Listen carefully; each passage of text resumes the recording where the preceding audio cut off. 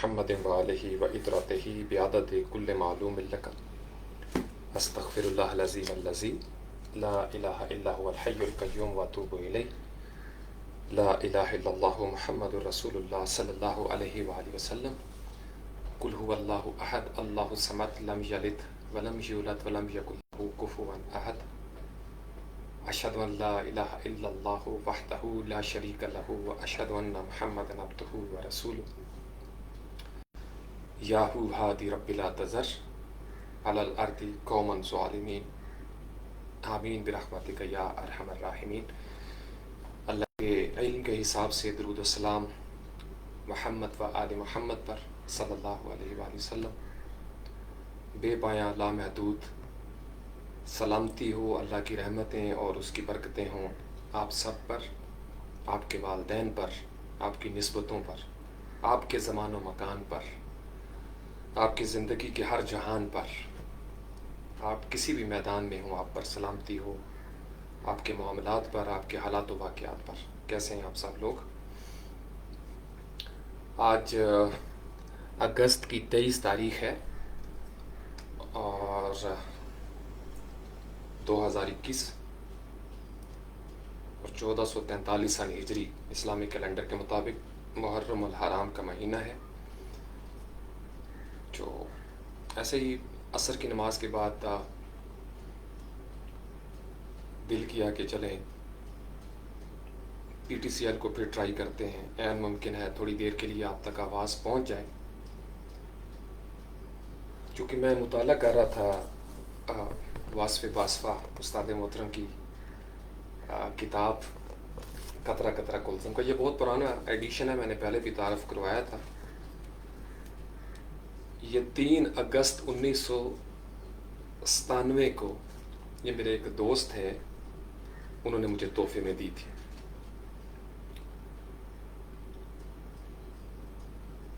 3 اگست 1997 کو یہ کتاب مجھے تحفے میں دی گئی تھی۔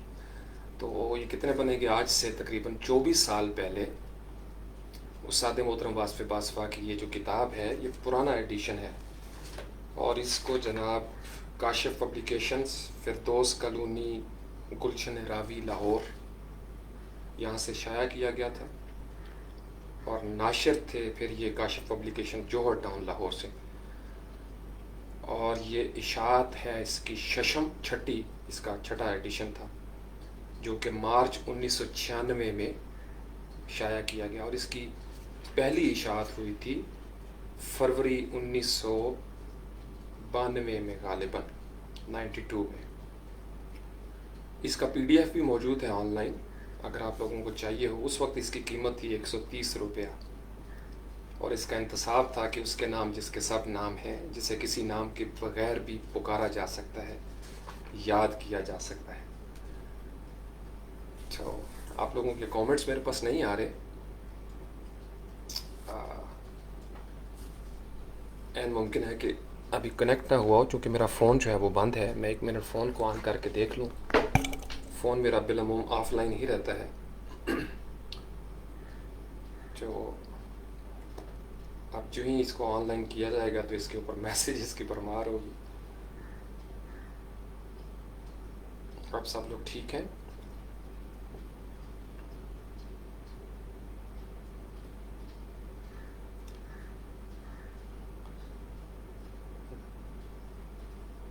جی وعلیکم السلام محمد افضل۔ ہاں، موبائل پہ مجھے نظر آنا شروع ہو گئے ہیں، موبائل پہ نظر آنا شروع ہو گئے ہیں میسیجز۔ افضل نظر آ رہا ہے، شمائلہ طاہر، وعلیکم السلام ورحمۃ اللہ وبرکاتہ۔ تو تھوڑا برداشت کر لیں گے پی ٹی سی ایل کو جہاں جہاں پہ رک جاتی ہے۔ تو اس کا پی ڈی ایف میں نے سامنے رکھا ہوا ہے، اس سے پڑھتے ہیں تاکہ آپ لوگوں کے ساتھ آئی کانٹیکٹ جو ہے وہ بھی رہے۔ ایک میں نے پوسٹ کی ہے تھوڑی دیر پہلے، وہ بھی آپ لوگ پڑھ لیجئے گا کہ جدید دور میں، یہ جس دور میں ہم بیٹھے ہوئے ہیں، اس کو جدید ہم اس لیے کہتے ہیں کہ جو قدیم زمانہ یعنی جو ماضی جو ہو گیا، اس کی نسبت یہ جدت والا زمانہ ہے۔ آنے والے دور کی نسبت ہم قدیم ہو جائیں گے، وہ جدید ہو جائیں گے. تو اس لیے جب میں یہ کہوں کہ جدید، تو اس کا مطلب یہ نہیں کہ یہ کلی طور پر یہ جدید ہے ہر لحاظ سے. بہت ساری باتیں اس کی ابھی بھی قدیم چل رہی ہیں. تو جدید لفظ تھوڑا ماڈرن جس کو کہا جاتا ہے. پھر ایک جدت کا لفظ ہوتا ہے، ایک سارٹ آف آپ انوویٹ کرتے ہیں کچھ چیزوں کو. تو چونکہ تاریخ انسانی میں اس سے پہلے کمپیوٹر نہیں تھا، ٹیکنالوجی اس طریقے سے معلوم ہسٹری میں ہمیں نظر نہیں آتی، نہ ہی عجائب گھروں میں کوئی ایسی چیزیں رکھی ہوئی ہیں، نہ آثار قدیمہ والوں نے، نہ آرکیالوجسٹ والے انہوں نے کوئی ایسی ہمیں سند دی ہے کہ پرانے وقتوں میں بھی کوئی ٹیکنالوجی اس طرح کی تھی کمپیوٹر جیسی. کوئی کی بورڈ نہیں نکلا کھدائی کے دوران، کوئی ماؤس نہیں نکلا، کوئی اس طرح کی باتیں ہمارے سامنے نہیں آئیں. تو ہم کہہ سکتے ہیں کہ یہ جدید دور. تو جدید دور میں جو اخلاقی زوال ہے، مورل ڈکلائن جب ہوتا ہے، کولیپس کرتی ہیں مورل ویلیوز کسی سوسائٹی کی. ایک معاشرہ ہوتا ہے، اس کا ایک فیبرک ہوتا ہے، ہر شخصیت کا ایک حصار ہے، ایک فیبرک ہے، ایک جال ہوتا ہے اس کے ارد گرد. اس کا کیا کہیں گے، اس کو اورا، اس کی شخصیت کا حالہ ہوتا ہے ایک. جیسے ہماری پوری کرۂ ارض کو اگر آپ چاند پہ جا کر دیکھیں تو جو اوور ویو افیکٹ ہے، جو آسٹروناٹس جاتے ہیں اوپر، وہ ہمیں بتاتے ہیں آسٹرونومرز کے اوور ویو افیکٹ ایک ہوتا ہے کہ ہم چاند کو دیکھنے گئے تھے لیکن دنیا کا حسن دیکھ کے ہم سحر زدہ رہ گئے. کتنی خوبصورت بلو پلانٹ ہے یہ. اس کی وجہ یہ ہے کہ اس کے اوپر ایک لیئر ہے، اس کی ایٹماسفیئر، جو ایٹماسفیریکل لیئر ہے وہ بڑی خوبصورت ہے، اور ساری زندگی اسی کی وجہ سے بنی ہوئی ہے. تو معاشرے کی ایک لیئر ہے، مورل فیبرک، مورل لیئر اس کی، اس میں چھید ہونے شروع ہو گئے ہیں. جیسے اوزون لیئر تو آپ نے نام سنا ہوگا کہ اس کے اندر کچھ ہولز بننا شروع ہو جاتے ہیں، ڈپلیشن آف اوزون لیئر. تو مورل اوزون لیئر جو ہے اس کے اندر بھی ڈپلیشن کا عمل جاری رہتا ہے، کہیں نہ کہیں سوراخ ہوتے رہتے ہیں، کہیں نہ کہیں سے وہ باریک ہو جاتی ہے. تو کسی معاشرے میں یا فرد کا جب اخلاقی زوال شروع ہوتا ہے تو اس کے کچھ اسباب ہوتے ہیں، محرکات ہوتے ہیں. تو میں ایسے بیٹھا ہوا سوچ رہا تھا کہ یہ 5 محرکات میرے نزدیک ہیں. اس پہ آپ کوئی سوال کرنا چاہیں تو اسی پوسٹ کے نیچے آپ کر دیں، میں اس کے اوپر بات کروں گا. جس میں سب سے پہلے میں نے ریاست کے حوالے سے بات کی کہ ریاست، ہر ریاست کے، انڈیا کی ریاست ہو، پاکستان کی ہو، آپ کسی ملک میں چلے جائیں، جدید جو ممالک ہیں اقوام متحدہ کی تشکیل کے بعد، تو ان کا بھی ایک، چونکہ سب کی ایک لیئر ہے، اور اس میں ہر ریاست کے اپنے کچھ مفادات ہوتے ہیں جز وقتی. یعنی ہمسایوں کے ساتھ تعلقات کیسے ہوں گے، سفارتی تعلقات کیسے ہوں گے، پھر اسی طریقے سے دوسرے دیگر معاملات، دفاعی آپ نے ایگریمنٹ سائن کرنے ہوتے ہیں، M O Us, memorandum of understanding چل رہے ہوتے ہیں. پھر ہر ریاست، جیسے افغانستان والے اپنے ضروریات کے تحت، ترکی والے، ایران والے، سعودی عرب سمیت، تو سارے ممالک، سارے خطے اپنی جز وقتی مفادات کے پیش نظر کچھ پالیسیاں بناتے ہیں، کچھ اقدامات کرتے ہیں، اور اس کی روح سے ہمارا باقی سارا نظام چل رہا ہوتا ہے. تو اس کے فوائد بھی ہوتے ہیں، جز وقتی مفادات حاصل ہو جاتے ہیں. لیکن بعض اوقات یہ ہوتا ہے کہ ان جز وقتی مفادات کے حصول کی خاطر طویل دورانیے کا ضرر، زوال یا نقصان اس خطے کے مقدر میں لکھ دیا جاتا ہے. یعنی آپ نے صرف ایک سوئچ آن کرنا ہے، ریموٹ سے ایک بٹن دبانا ہے، لیکن اس کے بعد وہ جو بم پھٹتا ہے تو اس بم پھٹنے کا بھی عمل تھوڑا ہوتا ہے. یعنی یہ نہیں کہ پورا سال بم پھٹتا رہے، وہ چند سیکنڈ میں، چند ثانیوں میں ایک عمل پیش آتا ہے. اور اس کا جو رد عمل تھا اس میں کئی لوگ مارے جاتے ہیں، کئی زخمی ہو جاتے ہیں، کئی ٹراما میں چلے جاتے ہیں، پھر کاروبار کا نقصان ہوتا ہے. تو یہ جو اس کے بعد کے آفٹر شاکس ہیں، یہ افراد کی زندگی میں اور قوموں کی زندگی میں ایک بہت بڑی آزمائش بن جاتے ہیں. تو بالعموم ریاستیں بھی ایسی پالیسی بناتی ہیں، جیسے ایک ریاست کا کوئی اہم بندہ ہے، اس نے کوئی فیصلہ کیا، اس کی ایک جاب ہے، وہ ایک خاص سرٹن پوائنٹ پہ جا کے ریٹائرڈ ہو جاتا ہے، تو بعد میں جو بعد میں آئے گا انسان، اس کی ایک نئی سوچ ہوگی. تو وہ جو پہلے کے اثرات تھے وہ چلتے رہتے ہیں معاشرے کے اندر. تو اس وجہ سے بھی اخلاقی زوال برقرار رہتا ہے، چونکہ جانے والا بندہ ریٹائرڈ ہو گیا، فوت بھی ہو گیا، لیکن اس کے دور میں جو بم پھٹا تھا اچھی یا بری چیز جو بھی ہوئی تھی، اچھے بھی اثرات چلتے رہتے ہیں اور برے بھی. یعنی آپ نے بیج لگایا، آپ فوت ہو گئے، تو وہ بیج اگ رہا ہے. اب اس کا یا تو کوئی پھل کھائے گا، سائے میں بیٹھے گا، یا اگر آپ نے گڑھا کھودا تھا، آپ نے پہلا قدم، پہلی اینٹ ماری تھی یا زوال کو پہلی تحریک دی تھی، تو وہ زوال بھی ایک عمارت بن جاتا ہے بہت بڑی. تو ایک تو یہ میں فلاسفیکل انداز میں اس کو سمجھتا ہوں کہ ریاستوں کے جو جز وقتی مفادات ہوتے ہیں وہ بھی اخلاقی زوال میں اہم کردار ادا کرتے ہیں، زوال میں بھی اور عروج کے اندر بھی. دوسرا ہوتا ہے جو ہمارا سیاسی نظام ہے، ہر دنیا کے خطے میں جہاں جو بھی نظام ہے، جمہوریت ہو یا آمریت ہو، بادشاہت ہو، جو بھی لوگوں کے اوپر حکومت کرنے کا، باہمی مشورے کا، امر و مشورہ بینہم، جو بھی نظام وضع کیا جاتا ہے، اس کے بھی اخلاقی زوال کے اوپر کافی اثرات آ رہے ہوتے ہیں. حکومتیں بہت ساری ایسی پالیسیاں بناتی ہیں اپنے ووٹرز کو انٹیکٹ رکھنے کے لیے، حکومت کو برقرار رکھنے کے لیے، اپوزیشن کی مخالفت سے بچنے کے لیے، پریشر سے بچنے کے لیے کئی سائن کرنے پڑتے ہیں.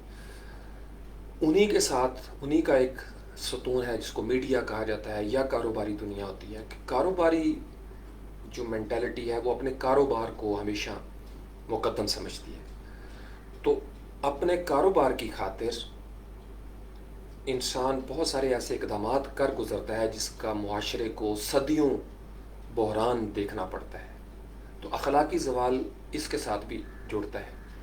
تیسرے نمبر پہ پھر میں نے کہا کہ یہ جو ہمارے ہاں نظام عدل و انصاف ہے یا نظام تعلیم و تربیت ہے، اس کے حوالے سے بھی بہت ساری ایسی چیزیں چل رہی ہوتی ہیں جو معاشرے کو اخلاقی زوال کی طرف، امیر اور غریب میں اگر تفریق کی جائے گی تو زوال کو نہیں روکا جا سکتا.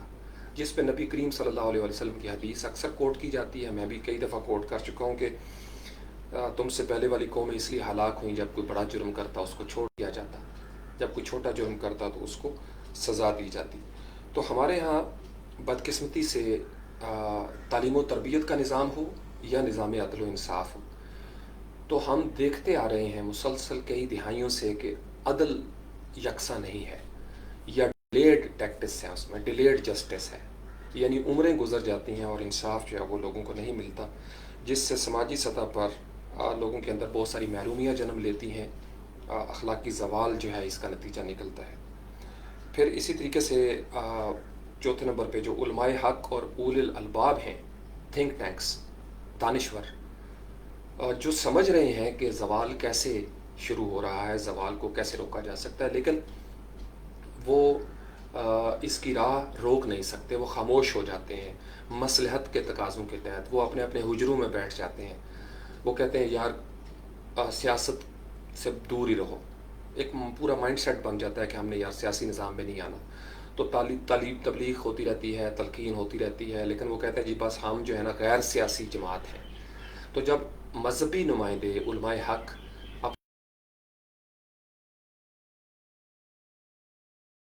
کہ بھئی اس سیاسی نظام میں جو مرضی ہوتا رہے، ہم نے اپنی واضح و نصیحت جاری رکھنی ہے، تو اول الالباب بھی کہ کون گند میں بولے گا، کیچڑ میں کون گھسے، کون گٹر میں اترے اور گٹر کو صاف کرے. ہم سمجھتے ہیں کہ نہیں، ہمیں پاک صاف ماحول میں رہنا چاہیے، جبکہ ہمیں اندازہ نہیں ہوتا کہ یہ جو سارا کچھ ہو رہا ہے ریاست میں، سیاست میں، کاروبار میں، انکلوڈنگ میڈیا، چونکہ میڈیا بھی تو کاروبار کے ساتھ جڑا ہوا ہے. ٹوٹل میڈیا کا بزنس جو ہے نا یہ واضح و نصیحت کے ساتھ نہیں ہے. یہ آپ لوگوں کو یا مجھے اکثر غلط فہمی ہوتی تھی شروع میں، ایسا بالکل نہیں ہے. It's totally business model. یعنی اس میں ایڈورٹیزمنٹ کو ختم کر دیا جائے تو میڈیا کا وجود ختم ہو جاتا ہے. تو اشتہارات چلتے ہیں، اسی طرح ان کی تنخواہیں چلتی ہیں، اسی طریقے سے میڈیا اوپر نیچے ہوتا رہتا ہے ان کا کاروبار. تو علماء کرام، علماء حق جو ہیں، پیران حق، وہ تسبیح پکڑ کے مناجات میں مصروف ہو جاتے ہیں، اپنے اپنے خانقاہوں میں بیٹھ جاتے ہیں، مجاور بن جاتے ہیں، دعا کرتے رہتے ہیں کہ ہم نے غار حرا سے نیچے نہیں اترنا کیونکہ مکہ میں ظلم و ستم بہت ہے. تو یہ بھی سنت کے خلاف میں سمجھتا ہوں میرے نزدیک. ہاں ایک وقت ضرور آتا ہے کہ چھپ چھپ کے تبلیغ کرنا پڑتی ہے خاموشی کے ساتھ، تو بہرحال اس سے بھی اخلاقی زوال کا ایک محرک بنتا ہوا نظر آتا ہے. پانچویں نمبر پہ ان ساری چیزوں کے جو اثرات، چونکہ اوپر سے نیچے آ رہی ہیں چیزیں اور نیچے سے اوپر اڑ کے جاتی ہیں، تو ہیٹ سب سے زیادہ پھیلتی ہے عامت الناس، public, people of Pakistan, people of India, people of Bangladesh, کسی بھی ملک کی جو رعیت ہوتی ہے، رعایا، عوام، عامت الناس، وہ چونکہ ان میں ہر قسم کی جہالت پھیلتی ہے، عدل و انصاف بھی وہ ہوتا ہوا نہیں دیکھتے، بے روزگاری بھی ہے، مہنگائی بھی ہے، محرومیاں بھی ہیں، پھر وہ یہ دیکھتے ہیں کہ معاشرے میں عدل و انصاف کا ایک سا قانون نہیں، روزگار کے ایک جیسے مواقع نہیں ہیں، جھوٹ بولے جاتے ہیں، منافقت کی جاتی ہے، اور کبھی کوئی سمت پکڑی جاتی ہے، کبھی کوئی سمت پکڑی جاتی ہے، کبھی کہا جاتا ہے یہ ہمارے ہیرو ہیں، کبھی کہا جاتا ہے یہ ہمارے زیرو ہیں، کبھی کہا جاتا ہے یہ مجاہدین ہیں، کبھی کہا جاتا ہے یہ دہشت گرد ہیں۔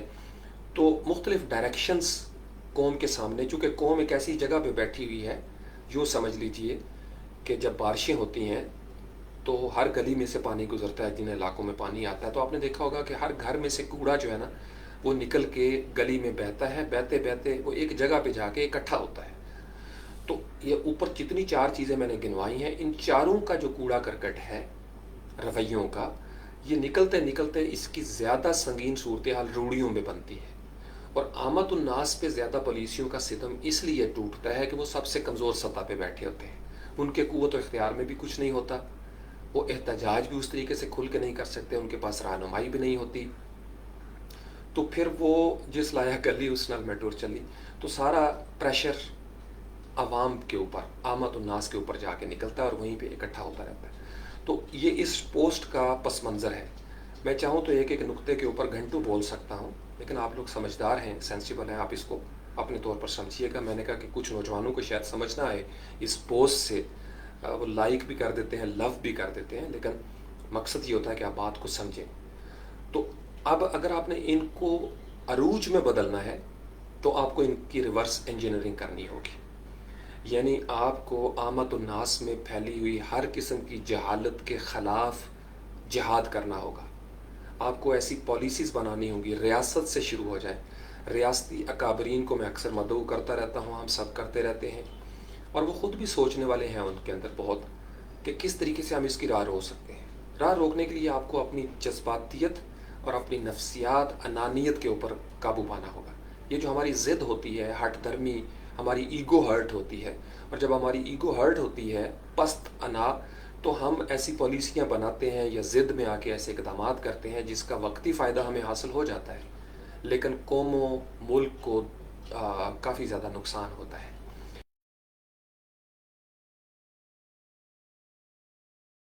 انداز میں ہمیں توجہ دینے کی ضرورت ہے۔ علماء حق کو بھی منظر عام پر آنا ہوگا۔ یہ جو واقعات ہوتے ہیں جس کو سوشل میڈیا اچھالتا ہے یا الیکٹرانک میڈیا پکڑ لیتا ہے، چونکہ ہمارے پاس اختیار ہے، موبائل ہے ہمارے پاس، ہم سب بولنا چاہتے ہیں، اور اکثر لوگ جو اس طرح کے جملے لکھتے ہیں وہ نادانی میں بھی لکھ دیتے ہیں، اصل میں ان کی محبت وطن سے ہے، اسلام سے بڑا محبت کرتے ہیں، لیکن جذباتیت اس قدر بگڑ گئی ہے کہ ہم لوگ طے نہیں کر پاتے کہ ہم نے کیا کرنا ہے، کیا نہیں کرنا۔ تو جی وعلیکم السلام ورحمۃ اللہ سب کو جنہوں نے السلام علیکم کیا ہے۔ تو اس لیے تو یہ چیزیں بھی آپ نے ذہن میں رکھنی ہے کہ ہم کیا کر سکتے ہیں، ہم انڈیویجول لیول پہ کیا کردار ادا کر سکتے ہیں۔ حکومتیں اپنے طور پر کام کریں جو حکومتوں کو کرنا چاہیے، ریاست اپنے طور پر کام کرے جو ریاست کو کرنا چاہیے، علماء کرام، سیاسی نظام، میڈیا، پھر عامت الناس کے جو سمجھدار لوگ ہیں وہ، اور پھر ان کا ایک مربوط موقف ہونا چاہیے۔ نیشنل ایکشن پلان میں دراصل یہی طے پایا تھا کہ ایک سمت ہوگی، لیکن ایک سمت نہیں ہوئی۔ اس کی وجہ یہ ہے وہی مجبوریاں جو میں نے آپ کو اوپر گنوا دی ہیں۔ تو میں ذاتی طور پر سمجھتا ہوں کہ ان چیزوں کا حل اگر ہم نے تلاش کرنا ہے تو ہمیں قومی ترانے کو غور سے سمجھنا ہوگا۔ قومی ترانہ اسکولوں میں پڑھا جاتا ہے، ہماری نیشنل جو ایونٹس ہوتے ہیں، تقریبات، قومی تقریبات، اس میں بھی قومی ترانہ پڑھا جاتا ہے، رٹا لگایا جاتا ہے، لیکن اس قومی ترانے کے بارے میں ہم غور نہیں کرتے کہ یہ جو 3 بند ہیں، 15 اس میں جو مصرے ہیں، وہ دراصل کہنا کیا چاہ رہے ہیں۔ تو کبھی آپ غور کیجئے گا، مجھے اگر موقع دیں گے تو میں آپ کو سمجھا دوں گا۔ ابھی کہتے ہیں تو ابھی آپ کو قومی ترانہ جو ہے وہ سمجھا دیتا ہوں۔ بڑا خوبصورت کانسیپٹ ہے اس کے پیچھے۔ تو آپ یعنی قومی ترانے کے جو 3 بند ہیں، اس کا پہلا حصہ جو اس کا انٹروڈکشن ہے وہ اس خطہ یہ جو پاک دھرتی ہے اس کا تعارف ہے کہ یہ پاک دھرتی جو ہے وہ کیا ہے. پھر دوسرے خطے میں دوسرے جو بند ہے اس کے اندر نظام کی بات کی جاتی ہے کہ نظام اس ملک کا کیا ہونا چاہیے، اس دھرتی کا نظام کیا ہے. اور پھر تیسرے نمبر پہ ہمارا جو فیوچرسٹک ہمارا آئیڈیالوجیکل گول ہے، ہمارا جو ہدف ہے، جو ہماری آئیڈیالوجیکل بیس ہے، نظریاتی پختگی ہے، اس کا ذکر ہے. تو قومی ترانے کو بھی ہم ٹھیک طرح سے اگر سمجھ لیں تو ہمارے مسائل کا حل نکل سکتا ہے. اور نہ صرف سمجھیں بلکہ عملی طور پر اس کو امپلیمنٹ جو ہے نا وہ بھی کرنے کی کوشش کریں. تو جیسے اگر آپ شروع کریں تو پاک سرزمین، یہ جو پاک سرزمین ہے یہ شاد باد ہے. پاک سرزمین شاد باد ہے. یہ وطن، یہ ہماری پاک سرزمین یہ شاد باد ہے. جیسے زندہ باد کے آپ نعرے لگاتے ہیں. پھر کشور حسین شاد باد، یہ بڑا خوبصورت کشور ہے، باغ ہے، آسمان ہے، جنت ہے، ہماری ایک دنیا ہے بڑی حسین. پھر یعنی پورا جو تعارف ہے تو نشان عزم عالی شان، یعنی تو نشان ہے عزم عالی شان کا. ایک عزم، ایک ارادہ جو کہ بلند مرتبت ہے، اعلیٰ ارادہ ہے، عزم ہے، اس کا تو نشان ہے.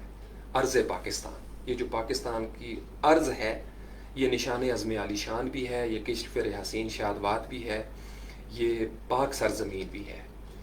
پھر مرکز یقین شاد باد. ٹھیک ہے جی. اب دوسرا ساتھ ہی آپ اس میں شروع کرتے ہیں تو پاک سرزمین کا نظام. یہ جو پاک سرزمین ہے اس کا نظام کیا ہے؟ قوت اخوت عوام. صرف ایک ان تین لفظوں کو ہم پکڑ لیتے، قوت اخوت عوام کے درمیان. تو عوام کی قوت بھی نہیں رہی اور عوام میں اخوت کو توڑنے کے لیے بھی پھر وہ جو 5 میں نے محرکات گنوائے ہیں کہ بعض اوقات ریاستیں اپنے مفادات کی خاطر عوام کو متحد نہیں ہونے دیتی، جس کے پیچھے بہت بڑا فلسفہ ہے ڈیوائڈ اینڈ رول کا. تو پاک سرزمین کا نظام قوت اخوت عوام، قوم، ملک، سلطنت، پائندہ تبندہ باد، شاد باد، منزل مراد. تو یہ جو قوم ہے، ملک ہے، سلطنت ہے، اس کو پائندہ باد ہونا پڑے گا. یہ اس نظام کی بات ہے کہ جب تک قوم، ملک یا سلطنت ایک پیج پر نہیں آ جاتے ان کی قوت بحال نہیں ہوگی. یونائٹڈ وی اسٹینڈ، ڈیوائڈڈ وی فال. جب تک ہمارے اندر مسلکی فرقہ وارانہ ضد والے اختلافات ہیں، اختلاف نہیں، ضد ہے، ایسی ضد کہ میں ٹھیک ہوں تم سب غلط ہو، میں ٹھیک ہوں تم سب غلط ہو لہٰذا تم واجب القتل ہو. تو یہ پاکستان کے نظام کی یہ بات نہیں ہے. پاک سرزمین، یہ جو پاک سرزمین کا نظام ہے یہ قوت اخوت عوام. تو ہر وہ پالیسی جس نے لسانی تفرقہ کی بنیاد رکھی کہ پنجابی افضل ہوتے ہیں یا سندھی افضل ہوں گے یا بلوچی افضل ہوں گے یا کشمیری افضل ہوں گے، یا ہمارا لباس افضل ہے یا ہماری زبان افضل ہے یا ہمارے طور اطوار جو ہیں وہ بڑے غیرت مندی والے ہیں اور فلاں کے بڑے بے غیرتی والے ہیں. تو یہ اخوت یعنی بھائی چارہ جو ہے اس کی نفی کرتا ہے. ٹھیک ہے. تو پاک وطن کا، پاکستان کا جو نظام ہے وہ اگر قوت و اخوت سے محروم ہو جائے گا تو ہم ناطاقتی کا شکار ہوں گے جو کہ نا اتفاقی کا نتیجہ ہے. Union is strength. ہمارے پاس چونکہ یونین نہیں ہے، وہ کیوں نہیں ہے؟ چونکہ بعض اوقات حکومتیں ہمیں توڑتی ہیں. اپنے ووٹرز کو انٹیکٹ رکھنے کے لیے ایسے ایسے جھوٹ بولے جاتے ہیں، کرپشن کی آڑ میں، دہشت گردی کی آڑ میں، حب الوطنی کی آڑ میں، کہ فلاں بھی ملک دشمن، فلاں بھی ملک دشمن. اس سے بھی کیا ہوتا ہے کہ وہ ایک وقت پہ حکومت نے اپنے ذاتی مفادات کی خاطر جھوٹ بولا، لیکن جو نوجوان بچے سن رہے ہوتے ہیں ان کا ایک مائنڈ سیٹ تیار ہو رہا ہوتا ہے. تو حکومتیں آتی جاتی رہتی ہیں لیکن چونکہ قوم کا شعور اجتماعی طور پر ٹرینڈ ہو رہا ہوتا ہے نان سٹاپ انداز میں، لہٰذا اخلاقی زوال شروع ہو جائے گا. تو اس لیے تمام تر ایسی کوششیں جو ریاست نے کی یا حکومتوں نے کی قوم کو متحد کرنے کے لیے وہ قابل تعریف ہیں. علماء کرام جنہوں نے فرقوں کے خلاف آواز بلند کی وہ قابل تعریف ہیں. میڈیا والے جو سیگمنٹس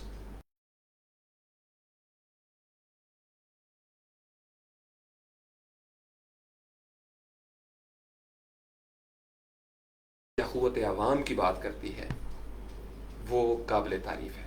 پھر اس کے بعد پرچم کا ذکر آ گیا. تیسرا میں نے آپ کو بتایا کہ ہماری جو آئیڈیالوجیکل بیس ہے کہ پرچم ستارہ ہو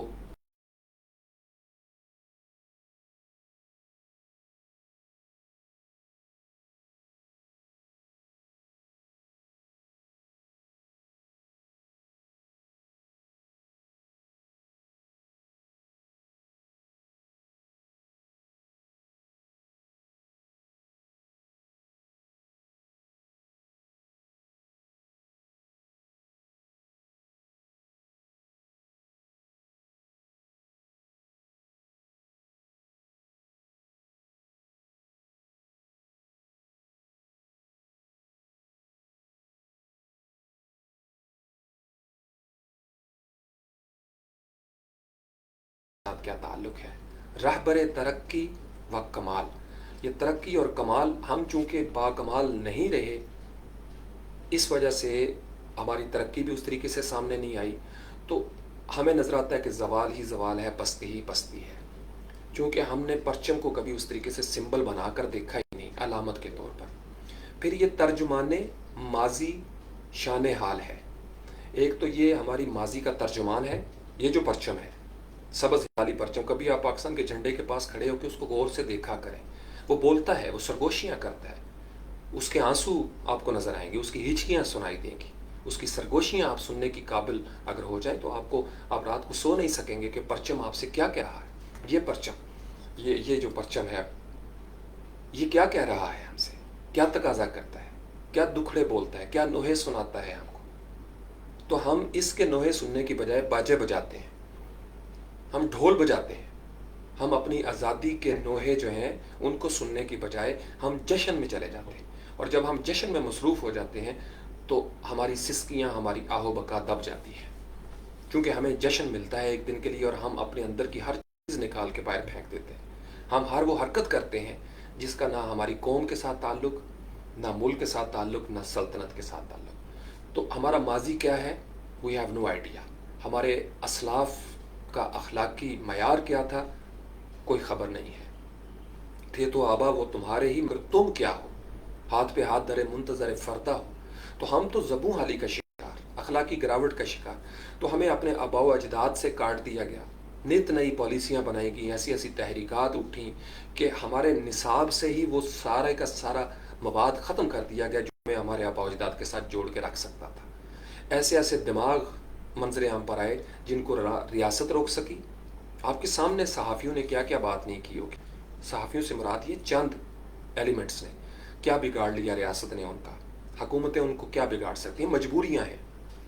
उलमाए हक भी आपने देखा होगा खामोशी इख्तियार किए हुए हैं। कारोबारी दुनिया तो पहले ही ऐसे ड्रामे लिख रही है जो ड्रामे उनको कारोबार की दुनिया में कामयाब कर सकते हैं।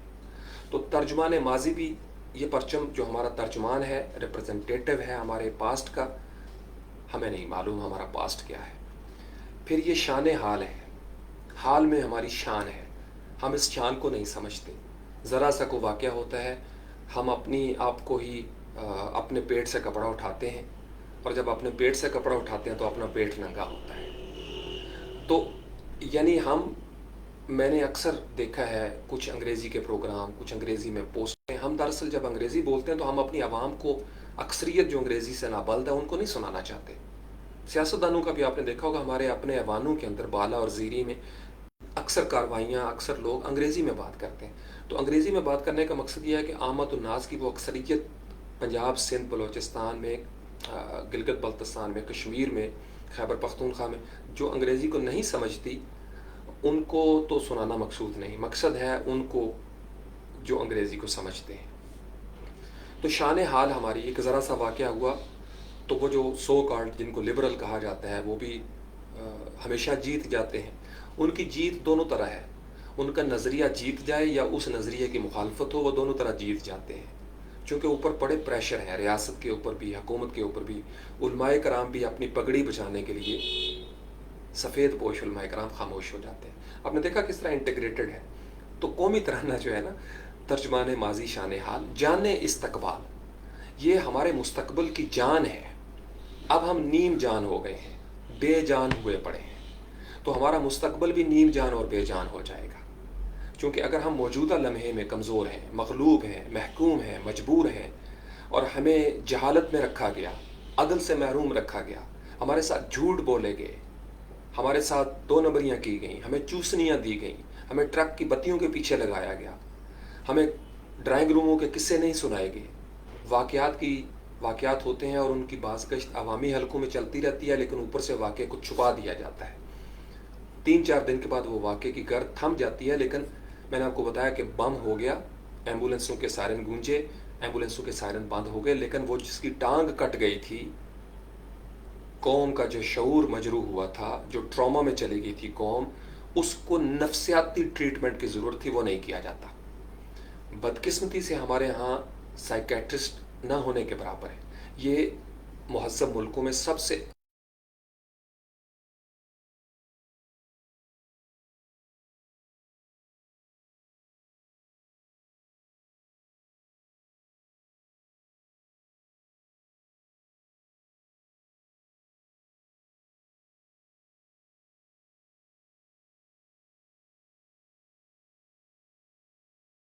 کو آتے ہیں. میں آپ کو پہلے بھی بتا رہا تھا, آپ کو سنسنی پیدا کرنے والوں کے نام یاد ہیں, انہیں کا کانٹینٹ آپ وائرل کرتے ہیں, مجبور ہیں آپ, چونکہ سنسنی وائرل کرتی ہے.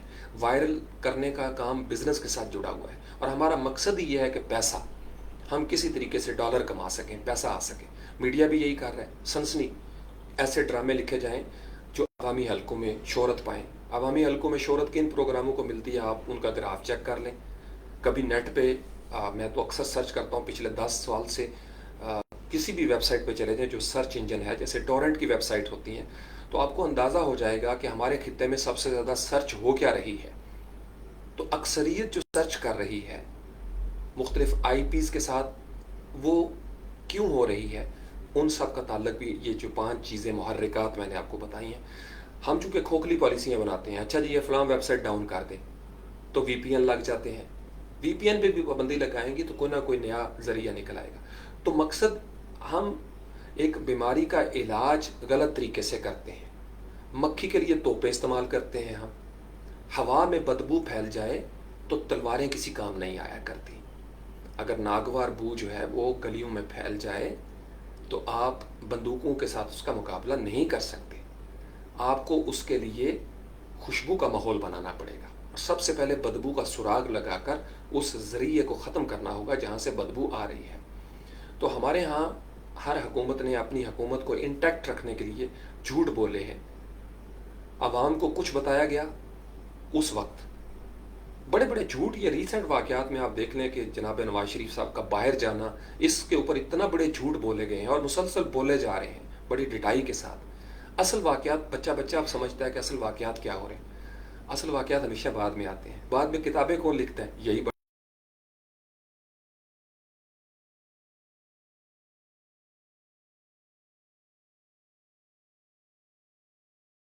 کو آئی ایس آئی کے چیف, وہ کتابیں لکھتے ہیں.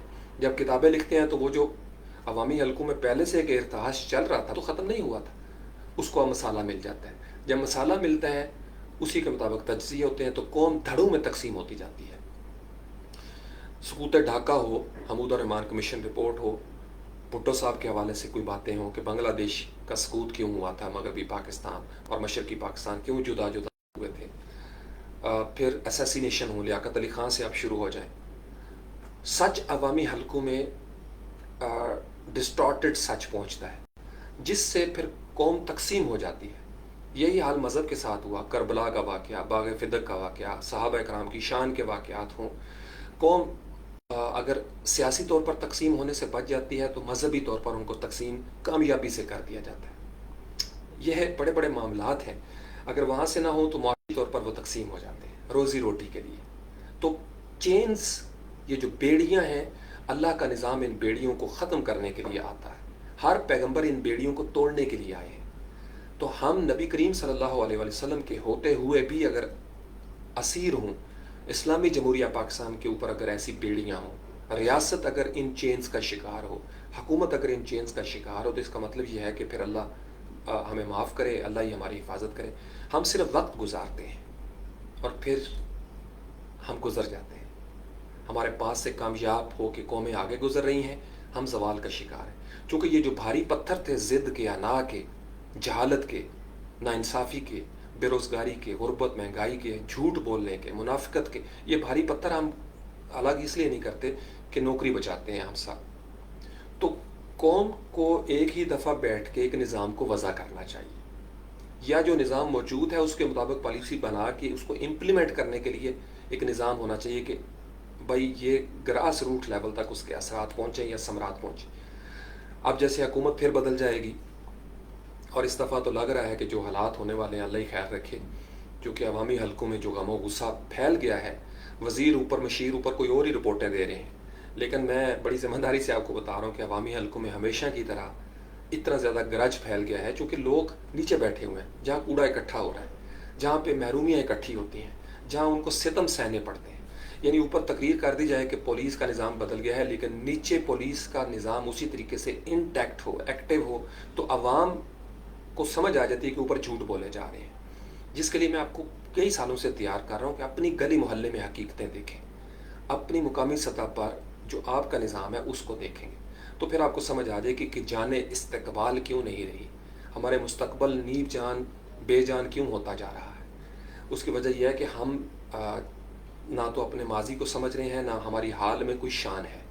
ہمارے حال میں موجودہ لمحے میں ہماری شان ہو سکتی تھی کہ آج ہمارا تعلیمی نظام دنیا کے خطوں میں مشہور ہوتا، دنیا دیکھتی کہ ہمارا تعلیمی نظام کیا ہے، دنیا مثالیں دیتی کہ اس ملک میں عدل کا نظام ہے، دنیا مثالیں دیتی کہ یہاں پہ نہ صرف اقلیتیں محفوظ ہیں بلکہ یہاں پہ ہر مرد و زن کو سہولیات حاصل، یہاں پہ مخالف نظریات کو بھی مارا نہیں جاتا بلکہ سنا جاتا ہے، ایک اظہار رائے کی آزادی بھی ہے لیکن حدود کا تعین بھی ہے۔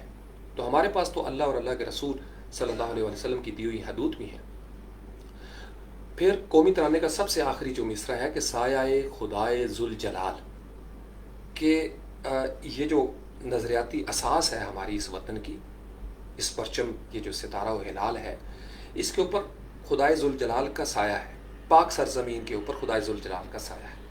اب ہم دیکھتے ہیں کہ خدائے ذوالجلال کا سایہ بھی ہو اور یہ محرومیاں ہوں، یہ زوال ہو، یہ ممکن نہیں ہے۔ تو اس کا مطلب یہ ہے کہ وہ جو اللہ کی رحمتیں تھیں وہ جیم ہو رہی ہیں۔ اب اللہ کی رحمتیں جب جیم ہوتی ہیں تو کون جیم کرتا ہے؟ اللہ تو علیہ اللہ بکاف عبدہ، اللہ اپنے بندے کے لیے کافی ہے، اور اللہ اپنے بندوں پر ظلم بھی نہیں کرتا۔ اللہ نہیں ظلم کرتے اپنے بندوں پہ، وہ کافی ہے اپنے بندوں کے لیے۔ بندے ہیں جو اپنے نفسوں پر ظلم کرتے ہیں، اور بندے کون ہیں؟ ریاست، سیاست، میڈیا، کاروبار، علماء کرام، اول الالباب اور عامت الناس، یہی بندے ہیں نا۔ تو بندے ہی چلا رہے ہیں سسٹم کو۔ تو جب پالیسیاں غلط بنے گی یا پالیسی ٹھیک ہے اس کا نفاذ غلط ہے، عدل نہیں ہے، کتابوں میں کچھ اور لکھا ہو، عملی زندگی میں کچھ اور رہا ہو، محراب و منبر سے کچھ اور کہا جا رہا ہو، گلی میں دین کا نقشہ کچھ اور ہو،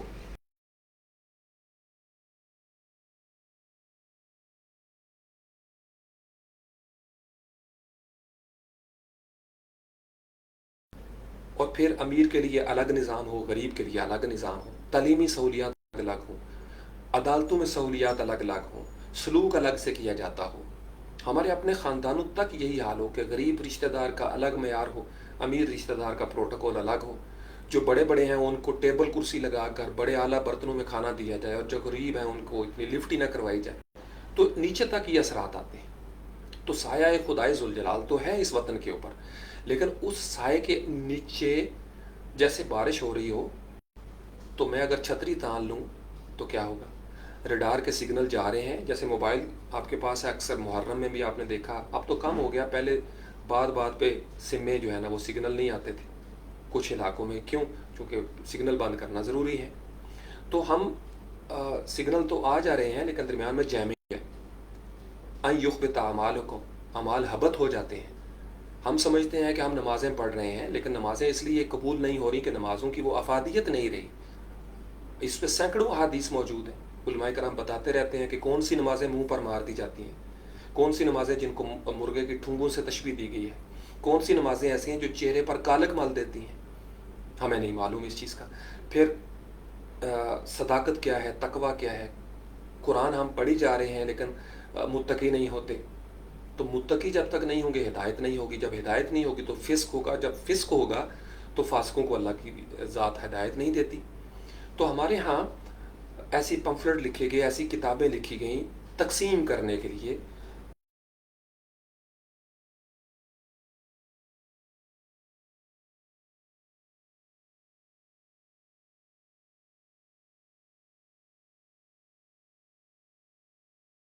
تو پاک سرزمین شاد باد، کشور حسین شاد باد، تو نشان عزم علی شان عرص پاکستان، مرکز یقین شاد باد، یہ ہمارے یقین کا مرکز تھا۔ بے یقینی ہے کہ نہیں؟ کہاں بے یقینی نہیں ہے؟ اللہ ہی جانتا ہے کل کیا ہوگا، تو بے یقینی ہو گئی، لیکن یہ پاکستان مرکز یقین تھا، یہ ہمارے یقین کا مرکز تھا۔ تو بے یقینی پھیلانے والے ایلیمنٹس کی سرکوبی نہیں کی جاتی جو بے یقینی پھیلاتے ہیں۔ ہمارے ہاں سیاسی نظام بے یقینی میں چلا جاتا ہے، سیاسی نظام پورے کا پورا بے یقین ہو جاتا ہے، حکومتیں بے یقینی میں وقت گزارتی ہیں، ریاست کے جو عدل کے ساتھ چلنے والے ہمارے ایلیمنٹس ہیں وہ بے یقین ہو جاتے ہیں کہ اگر میں نے یقین کی قوت کے ساتھ کوئی سول بیوروکریٹ ہے، کوئی کمشنر ڈپٹی کمشنر ہیں، وہ اپنے یقین کے ساتھ کوئی پالیسی بنا کے چلتے ہیں.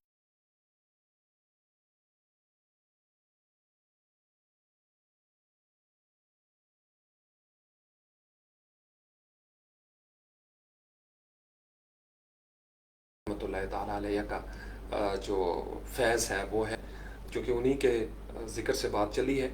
اصل مقصد یہ ہے کہ سے پہلے آپ کو کچھ واسف باسفا کی جو قطرہ قطرہ کلزم ہے، اس میں اگر آپ اس کو کھولیں آپ کے پاس کتابی شکل میں، تو ایک ہے گر قبول افتد، گر قبول افتد زہ عز و شرف.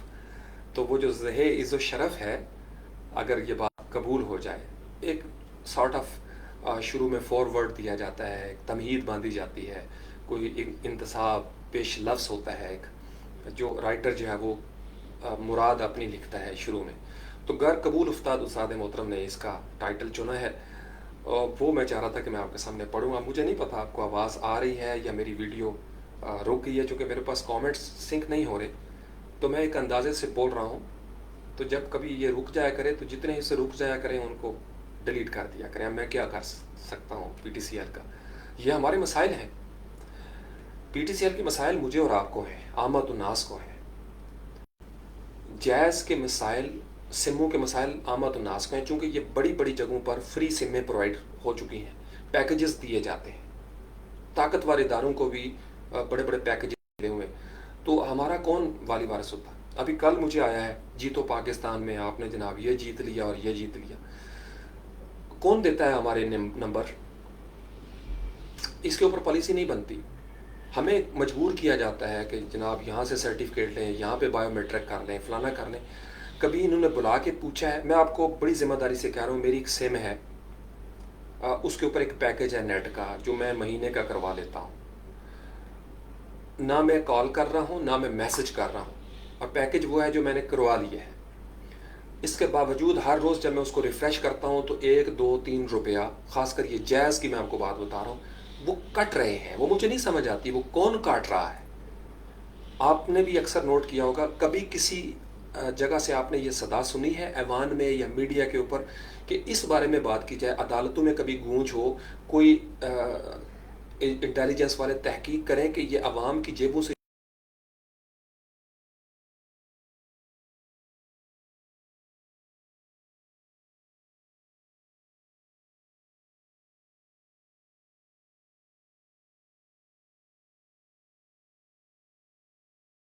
اسسٹنٹ کی مہربانی ہے کہ گوگل اسسٹنٹ کو لگتا ہے کہ میں نے اس کو کہا کہ اوکے گوگل سینڈ می دس. یہ آپ نظر آ رہا ہوگا آپ کو، گوگل اسسٹنٹ یوٹیوب کھول دیتا ہے. اب مجھے بتائے اس کا میں کیا طریقہ کار کروں. اس لیے میں اس کو آف لائن ہی رکھتا ہوں، چونکہ میں بات کر رہا ہوتا ہوں اور یہ درمیان میں کبھی موسم بتانا شروع کر دیتا ہے گوگل، کبھی لائیو سیشن میں what can I do for you, وہ مجھے آواز آ جاتی. تو اینی ویز میں آپ کو بتا رہا تھا کہ یہ شاید یہ بھی کسی نے ٹنکرنگ کی ہو درمیان میں نے نہیں کوئی بٹن دبایا. لیکن انفارچونیٹ ہے ہمارے ساتھ کہ عوام کو اس طرح کا عدل چاہیے تھا. کسی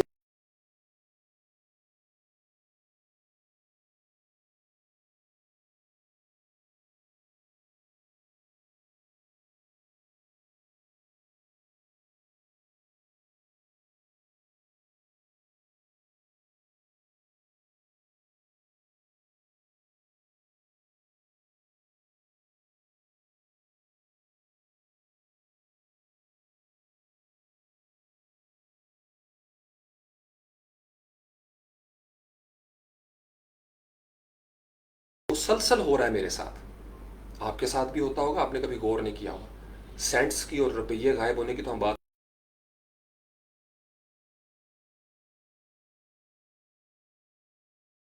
تو آپ اندازہ لگائیں کہ لاکھوں بندے جب ان سے دو تو کروڑوں پہ بات چلی جاتی ہے. تو کبھی کوئی احتساب ہوا ہے ایسی کمپنیوں کا؟ نہیں ہوتا. کس نے کرنا تھا؟ میرے پاس تو اختیار نہیں ہے. ہمیں تو دھمکی دی جاتی ہے کہ ویکسین لگاؤ ورنہ سم بند کر دی جائے گی. ہماری حکومتیں جن کو ان سم والوں سے پوچھنا چاہیے کہ بھائی آپ نے جو پیکیجز دیے ہیں اسٹوڈنٹس کے ساتھ، یا کورونا پہ آپ نے دیکھا کتنے پیکیج انہوں نے دیے ہمیں، لیکن اسٹوڈنٹس پہ روب ڈالا گیا. آپ کی حاضری نہیں لگ رہی، آپ کیوں غیر حاضر ہو رہے ہیں، آپ مستیاں کر رہے ہیں. والدین جناب ان کو موبائل لے کے دیں کہاں پہ، تو عامت الناس کے اوپر سب کا دباؤ چلتا ہے، وہ ریاست ہو، وہ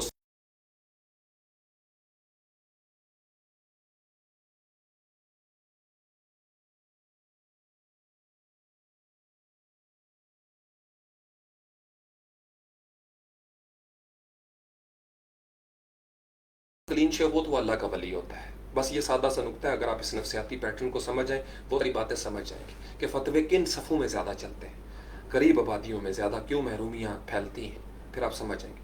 تو پاک سرزمین شاد باد، کشور حسین شاد باد، تو نشان عزم عالی شان، عرض پاکستان مرکز یقین شاد باد، پاک سرزمین کا نظام قوت اخوت عوام، قوم ملک سلطنت، یہ قوم ملک سلطنت پائندہ تبندہ باد، شاد باد، منزل مراد، منزل مراد، مراد کی منزل ہے یہ، ہماری مراد کیا ہے، مراد ہے یا نامراد کیفیات چل رہی ہیں، پرچم ستارہ و ہلال، راہبر ترقی و کمال، ترجمان ماضی، شان حال، جان استقبال، سایہ خدائے ذوالجلال۔ کاش ہم اس قومی ترانے کو سمجھ تو کر قبول افتاد کی طرف آتے ہیں جی۔ مجھے معاف کر دیجیے گا اگر آپ تک آواز نہیں پہنچ رہی۔ تو کسی شے کو چھوٹا سمجھنے کے لیے ضروری ہے کہ اسے یا دور سے دیکھا جائے یا غرور سے دیکھا جائے، ورنہ اگر اسے قریب سے دیکھا جائے، عزت سے دیکھا جائے، تو وہی شے اپنے اندر ایک جہان رکھتی ہے، ایک ذرہ بے مایا اپنے اندر سرمایہ گراں مایا رکھتا ہے۔ ذرے کا دل چیرا گیا تو کتنے آفتاب لرز گئے، اسی طرح قطرے کے اندر وسعت بے کراں ہے، وہ اپنے دل ہی دل میں خود کو کلزم ساز سمجھتا ہے، بلکہ کلزم نواز سمجھتا ہے۔ وہ سمجھتا ہے کہ اس کے دم سے کائنات کی زندگی ہے، ہر شے کی زندگی پانی سے ہے، اور پانی کی اساس قطرہ ہے، یہ قطرے کا تصور ہے اپنے بارے میں۔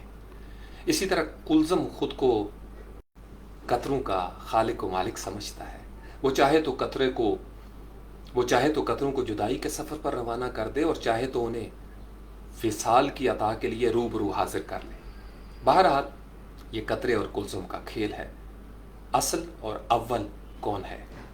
وہ جسے موت نہیں آتی، وہ جسے تبدیلیاں تبدیل نہیں کر سکتی، وہ جسے ہمیشہ ہمیشہ سے قیام ہے اور ہمیشہ ہمیشہ کے لیے، وہ جسے قابو کرنا، بس میں کرنا، اختیار میں لانا، مسخر کرنا ناممکنات میں سے ہے۔ کلزم اپنی تنہائیوں اور مستیوں میں حی و قیوم ہے، لیکن قطرہ اپنی تنہا ذات میں بقا حاصل نہیں کر سکتا ہے۔ وہ کلزم کی پناہ میں ہے تو ہے، ورنہ اس کا ہونا ہی نہیں ہو سکتا۔ کلزم آشنا نہ ہو تو قطرہ مرگ آشنا کر دیا جاتا ہے۔ قطرے کی تنہائی اس کی موت ہے، قطرے کی تنہائی اس کی موت ہے، کلزم سے دوری اس کی فنا ہے۔ کلزم اس کی زندگی کا ماخذ ہے، کلزم اس کی زندگی کا ماخذ ہے، اور ماخذ سے کٹ کر زندگی زندہ نہیں رہ سکتی۔ قطرہ ہزار شبنم بنے، ہزار آنسو بنے، اشک ندامت ہو کہ نوک خار پر رقص کرنے والا قطرہ اپنے منفرد وجود میں موجود نہیں رہ سکتا۔ سورج کی چشم عنایت سے پہلے ہی شبنم فنا ہو چکی ہوتی ہے۔ بہرحال قطرہ اگر وصال بحر سے محروم ہو تو وہ قطرہ ہی نہیں رہ سکتا، اس کا وجود جس ذات کا مرہون احسان ہے اسی کے دم سے ہی قائم رہ سکتا ہے، نہیں تو نہیں۔ تعجب کی بات تو یہ ہے کہ اگر قطرہ وصال بحر حاصل کر لے تو بھی وہ نہیں رہ سکتا۔ اگر قطرہ وصال بحر حاصل کر لے تو بھی وہ نہیں رہ سکتا۔ سمندر میں شامل ہو کر قطرہ تو نہیں رہے گا، سمندر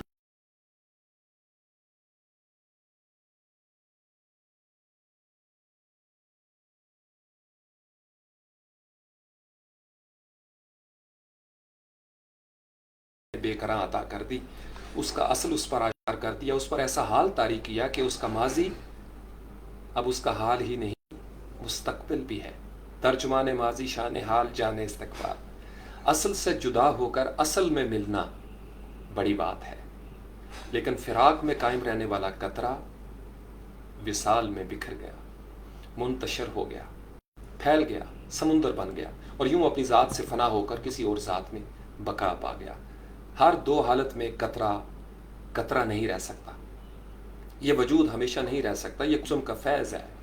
وہ فراق عطا کرے تو قطرہ فراق کی آگ میں سلگتا ہوا رخصت ہو جاتا ہے، اور اگر وہ وصال عنایت فرمائے تو بھی قطرہ اپنی ذات سے نکل کر ذات محبوب میں گم ہو جاتا ہے۔ گم ہو جانا تو قطرے کا مقدر ہے ہی صحیح، لیکن کیوں نہ وہ منزل اور راستے میں گم ہو۔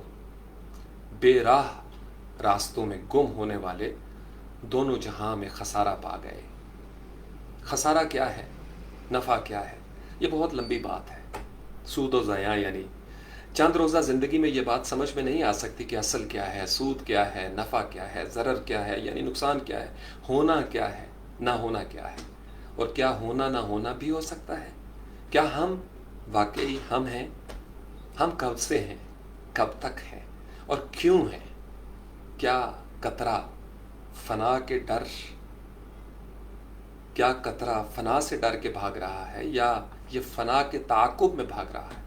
وہ جو فانی ہوئے ان کو نکال کر باقی کی ہستی کیا ہے، اور جو باقی سے واصل ہوئے ان کے بغیر کیا باقی کا وجود نہیں رہتا؟ سب کچھ سب کے بغیر رہ سکتا ہے، تو یہ سب کچھ کیا ہے؟ یہی وہ سوال ہے جس کی تلاش میں سفر کے دوران انسان کو نئے سوالات سے آشنائی ہوتی ہے، اور پھر نئے جوابات کے حصول کا سفر ایک اور حقیقت سے آشنا کراتا ہے۔ محدود زندگی میں لامحدود گوشوں کی دریافت ایک عجب حال ہے۔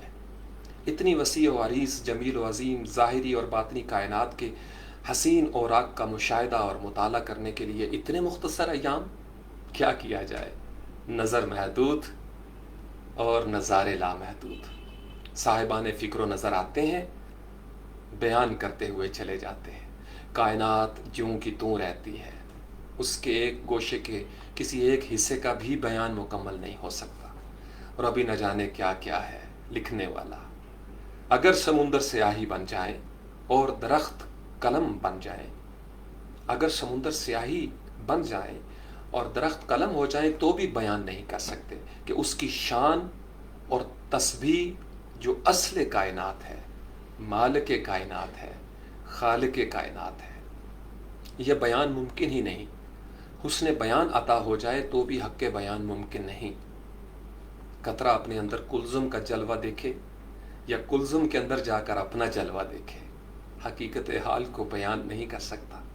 قطرہ کلزم ہو جائے تو بھی کلزم بیان میں نہ آئے گا۔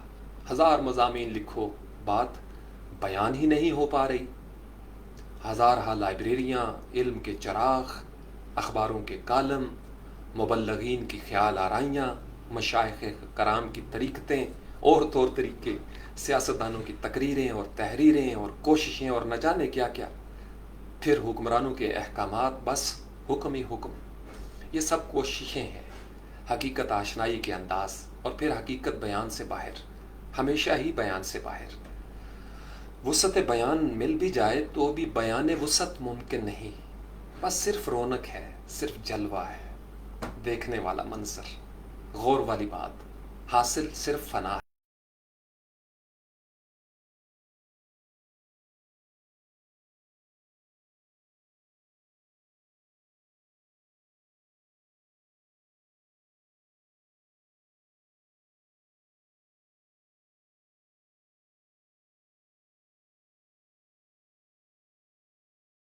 تم جس کے لیے بھی رہو گے وہ ہمیشہ نہیں رہ سکے گا۔ میں کامیابی کا راز جانتا ہوں۔ اچھا، تو تم سے پہلے جو لوگ یہ راز پا گئے تھے وہ کہاں گئے؟ بہرحال یہ کہانی ختم نہیں ہو سکتی، نہ کوئی معیار آخری ہے، نہ کوئی اسلوب انتہائی۔ ایک جاننے والا دوسرے جاننے والے سے بے خبر بھی ہو سکتا ہے۔ ہم خود کو معیار سمجھتے ہیں اور دوسروں کو ناپتے رہتے ہیں، ان کی خوبیاں اور خامیاں دریافت کرتے ہیں۔ ہم خود دوسروں کی زد میں ہیں، دوسرے اپنا اپنا معیار رکھتے ہیں۔ کوئی معیار آخری نہیں، کوئی راز انتہائی نہیں۔ یہ سارا منظر موجود نظر کا مرہون ہے۔ آج کی کائنات ہی آج کے انسان کی ہے۔ کائنات انسان کی دسترس میں ابھی آیا چاہتی ہے، اور انسان کائنات کی گرفت میں آ بھی چکا ہے۔ قطرہ کلثم کے روبرو ہی نہیں، دو بدو بھی ہے، اور نتیجہ کیا ہوگا سوائے اس بات کے کہ قطرہ قطرہ نہ رہے گا۔ قطرے پر لازم ہے کہ وہ اپنی ہستی کے محسن و مواخذ پر نظر رکھے، وہ اپنے محبوب مونس اور غم گسار مالک سے رابطہ کرے، وہ کائنات اور کائنات کے خالق کو سمجھے، وہ اپنے اصل اور اپنے محبوب کلثم کی لگن میں رہے۔ یہی اس کی ہستی کی اساس ہے۔ اگر جز ہی خود شناس ہو جائے تو اسے کل شناس بننے میں دیر نہیں لگتی۔ دقت تو صرف اس بات کی ہے کہ انسان خود شناسی سے گریزاں رہتا ہے۔ وہ کائنات آشنائی کے سفر پر روانہ رہتا ہے اور خود سے ناآشنا، خود سے جدا، خود سے بیگانہ، اپنے آپ سے اجنبی ہی رہتا ہے۔ یہی وجہ ہے کہ علوم کی بہتات میں بھی جہالت کی کار فرمائی قائم رہتی ہے۔ ہم سب کچھ جانتے ہیں، سب کچھ پہچانتے ہیں، لیکن یہ نہیں جانتے کہ ہم کون ہیں۔ ہم کو کس نے اس جہان اجنبی میں نامعلوم مسافتوں پر روانہ کر رکھا ہے، اور پھر ہمیں عین سفر کے دوران اور سفر کے درمیان واپس بلا لیا جاتا ہے۔ اگر جانا ہی تھا تو آنا کیا تھا؟ یہی عجب بات ہے کہ فانی ہی باقی کا آئینہ ہے۔ کرنے نہ ہوں تو سورج کا جلوہ کیا ہے؟ قدیم کا ذکر صرف حادث ہی کی زبان،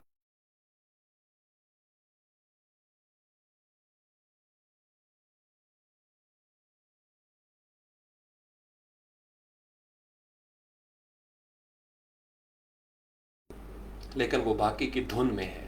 اللہ باقی ہے، لیکن وہ فانی ہی کو تخلیق فرماتا ہے، اسی فانی سے محبت کرتا ہے، اسی خیال میں رہتا ہے۔ خالق اور مخلوق دونوں ایک دوسرے کے خیال میں رہتے ہیں۔ خالق اور مخلوق دونوں ایک دوسرے کے خیال میں رہتے ہیں۔ عقل کا حجاب اٹھ جائے تو جلوہ کچھ اور ہی ہے۔ باقی کی محبت فانی کیسے ہو سکتی ہے؟ باقی کا محبوب باقی ہی ہوگا۔ اللہم صلی علی محمد وآلہ وإطراتہ بعدد کل معلوم لک۔ بہرحال کلثم کے جلوے قطروں کے جلوے ہیں، نقش و نگار کثرت دراصل وحدت ہی کے جلوے ہیں۔ خیال ایک وسیع کلثم ہے، صاحب خیال کی تخلیقات قطروں کی طرح ہیں۔ قطرہ قطرہ تقسیم ہونے کے بعد بھی کلثم تو کلثم ہی رہتا ہے، اس کی وسعتوں کو کچھ فرق نہیں پڑتا۔ خیال بیان ہو کر بھی بیان نہیں ہوتا۔ سمندر سے 10 دریا نکال لیے جائیں تو بھی وہ جوں کا توں، اور اگر اس میں 10 دریا شامل کر دیے جائیں تو بھی وہ جوں کا توں۔ یہ صرف احساس کی بات ہے، تسلیم کی بات ہے، ورنہ کہاں قطرہ اور کہاں کلثم۔ قطرے کا وجود عطائے کلثم ہے، اور کلثم کا وجود ماورائے قطرہ ہے۔ اللہ اکبر۔ مصنف اپنے مضامین کو اپنی تخلیق سمجھتا ہے، وہ سمجھتا ہے کہ وہ خود ہی اپنی تصنیف کا خالق ہے۔ دراصل خیال کا خالق وہی ہے جو انسان کا خالق ہے۔ خیال جب چاہے جہاں سے چاہے نمودار ہو جائے، جس زبان سے چاہے بیان ہو جائے، جس قلم سے چاہے رقم ہو جائے۔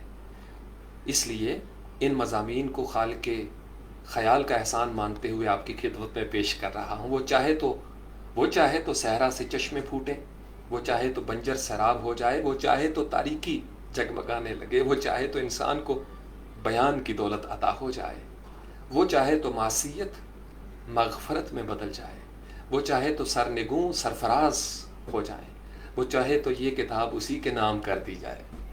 قطرہ اپنی ہستی اور اپنی ہستی کی بے مائگی کے علاوہ کلثم کو کیا پیش کر سکتا ہے؟ بس اپنی تخلیق اپنے خالق کے نام، بس اپنی تخلیق اپنے خالق کے نام۔ یہ ہمارے لاڈو استاد محترم استاد واصف باصفا کی قطرہ قطرہ کلثم کا پیش لفظ ہے، گر کو بھول افتد۔ اللہ کریم کی بے پایاں رحمت نازل ہوں استاد محترم واصف باصفا پر، ان کی نسبتوں پر۔ اللہ کریم آپ کے درجات بلند فرمائے، اللہ کریم آپ کی قبر کو نور سے بھر دے، اللہ کریم آپ کی تعلیمات کو عام کرنے میں ہم سب کی رہنمائی فرمائے۔ استاد محترم واصف باصفا کے ساتھ بڑی زیادتیاں ہوئیں آپ کی زندگی میں بھی اور زندگی کے بعد بھی۔ کئی ایسے دنیا دار سو کارڈ نام نہاد صوفی اٹھے جنہوں نے پیسے کے زور پر کتابیں لکھی، دنیا جہان کے جو شعبدہ باز تھے ان کا تو ذکر کیا، لیکن میرے استاد محترم کا ذکر نہیں کیا، اور ان کی خواہش یہ تھی کہ شاید اس طرح کرنے سے واسف باسفا کا ذکر ختم ہو جائے گا۔ نہیں، جو اپنی تصنیف کو اپنے خالق کے نام کر چکا، جس نے فذکرونی کی، اللہ کا ذکر کیا، اپنے قطرے ہونے کے وجود کو سمجھا، کلزم کی وسعتوں کا ادراک کیا، اس کا ذکر کوئی نہیں روک سکتا۔ وہ اذکرکم کی منزل پہ چلا گیا ہے۔ واسف باسفا کو لوگوں نے نظر انداز کرنے کی کوشش کی، ان کی سفید پوشی کی وجہ سے، اور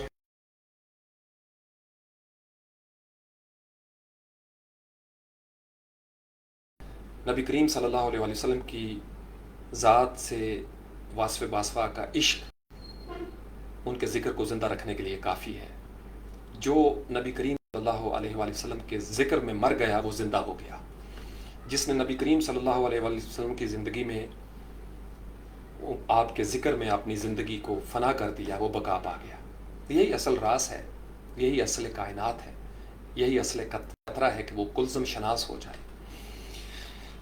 تو اللہ کریم کے علم کے حساب سے رحمت نازل ہوں واسف باسفا پر، ہمارے والدین پر، ہمارے تمام اساتذہ کرام پر، ان پر جن کی زندگی کا لمحہ لمحہ، دھڑکن دھڑکن، خلیہ خلیہ اللہ کے نام وقف ہے، جو خلیہ خلیہ سے نبی کریم صلی اللہ علیہ وآلہ وسلم کی محبت میں فنا ہے۔ اللہ کریم کے علم کے حساب سے ان پر رحمت نازل ہوں۔ جو جسم کی دنیا کا سفر پورا کر کے چلے گئے ہمارے والدین، کوئی ایک یا دونوں، اللہ کریم ان کی مغفرت فرمائے، بخشش فرمائے، اور ہمیں صحیح معنوں میں، حقیقی معنوں میں ہمارے اپنے قومی ترانہ کا شعور و ادراک عطا فرمائے۔ ہم سمجھ سکیں کہ پاک سرزمین کیا ہے، یہ عرض پاکستان کیا ہے، یہ مرکز یقین کیا ہے۔ ہم سمجھ سکیں کہ یہ جو ہمارا نظام ہے یہ کیا ہے۔ ہم قوت کو سمجھ سکیں، اخوت کو سمجھ سکیں۔ ہمیں ہر لحاظ سے اندازہ ہو کہ یہ جو پرچم ہے یہ کس طریقے سے ہمارا رہبر ترقی و کمال ہے، یہ کس طریقے سے ہمارے ماضی کی ترجمانی کرتا ہے، یہ کس طریقے سے ہمارے حال کی شان بیان کرتا ہے، یہ کس طریقے سے ہمارے مستقبل کی جان ہے، اور ہم سمجھ سکیں کہ خدائے ذوالجلال کا سایہ کب رحمتوں کا سایہ ہم پر اس طریقے سے سایہ فگن ہوگا۔ نبی کریم صلی اللہ علیہ وسلم کو رحمتیں بنا کر بھیجا گیا ہے۔ ہم نے آپ علیہ السلام کی رحمتوں کو کس قدر سمجھا ہے، ہم ایک دوسرے کے لیے کس قدر سراپا رحمت ہے۔ بچے والدین کے لیے، والدین بچوں کے لیے، رعایا حکمرانوں کے لیے، حکمران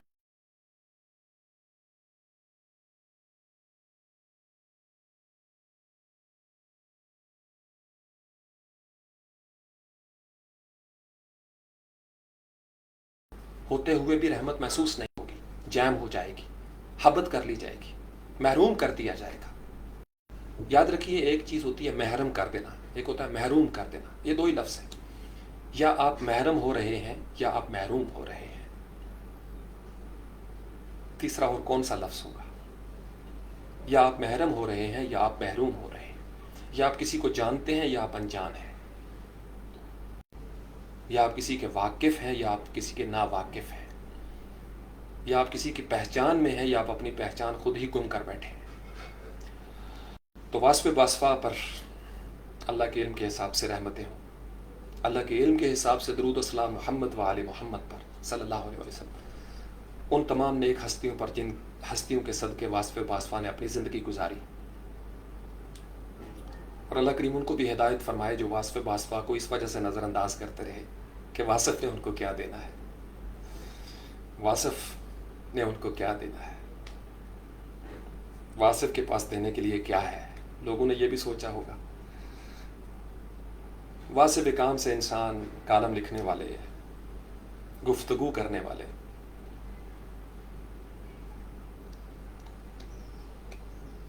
یہ سمجھا لوگوں نے۔ واسف عام ہوتے تو واسف کا ذکر مٹ گیا ہوتا، واسف کا ذکر پھیل رہا ہے، پھیلتا رہے گا۔ واسف مرے نہیں، بقا پا گئے، زندہ ہو گئے۔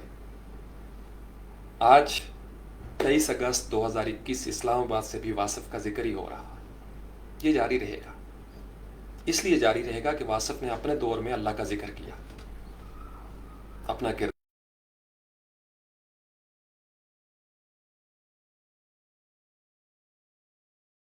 इनाम याफ्ता के साथ जुड़ना है।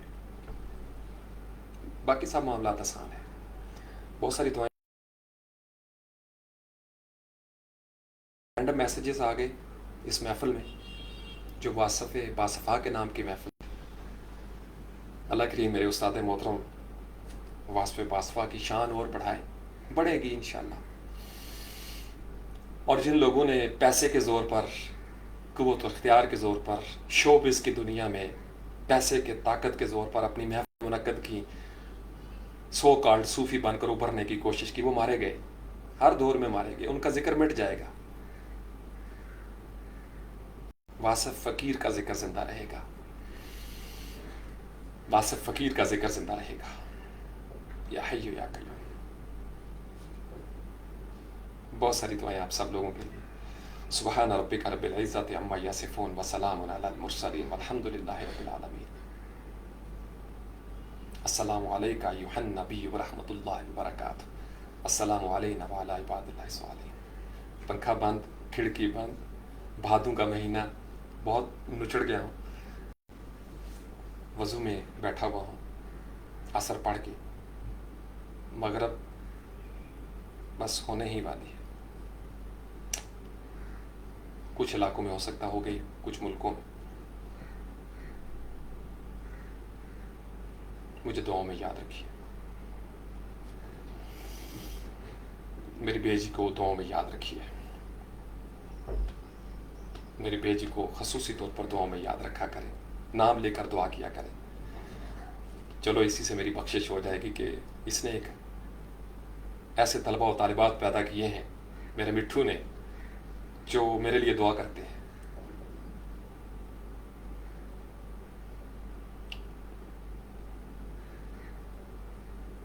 सुब्हानल्लाह व बिहम्दिही सुब्हानल्लाहिल अज़ीम। रब्बिरहमहुमा कमा रब्बयानी सगीरा, रब्बिरहमहुमा कमा रब्बयानी सगीरा, रब्बिरहमहुमा कमा रब्बयानी सगीरा। रब्बना इग़फिर ली व लिवालिदैया व लिलमुमिनीना यौमा यक़ूमुल हिसाब। अस्सलामु अलैकुम व रहमतुल्लाहि व बरकातुहू। अस्सलामु अलैकुम व रहमतुल्लाहि व बरकातुहू। या हय्यु या क़य्यूम।